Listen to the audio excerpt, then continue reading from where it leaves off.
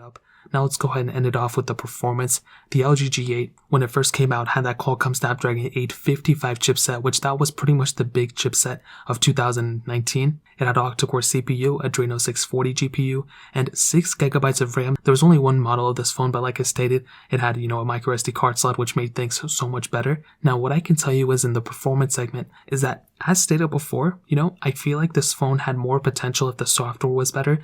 Now, you do have, 6 gigs of RAM, which is pretty decent, and you also have, the Snapdragon 855, but I think the biggest thing to keep in mind at this specific standpoint is the fact that the Samsung Galaxy S10 also came out this same year, the same time, just like around the same time as this device. And that phone, for pretty much the same price, had so much more going for it in terms of a feature standpoint, but also in terms of performance standpoint, because that phone had more RAM as well. So when you compare that device to this one, there really isn't any specific thing that makes this phone that much better of a performing phone. I just feel like, with LG, they really put too many eggs in their basket in terms of other random features. I think this was also the phone that had like waving technology. You can swipe your hand over the top of it or whatever. Like this one had a lot of random stuff going for it. And I just feel like if had LG just focused on the UI, made it better, and maybe added a couple more gigs of RAM, it would have been a way more competitive phone. And I feel like that in and of itself really made or break the LG, G8. I think in terms of basic tasks, you're going to do fine.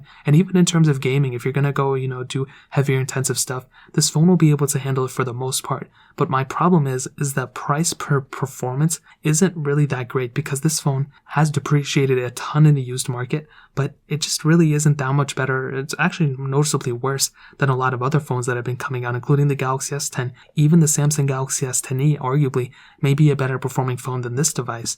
And those things came out around the same time as this and are around the same price in the used market right now. So take it as you will, but that's pretty much how I would kind of sum up the performance segment. Now,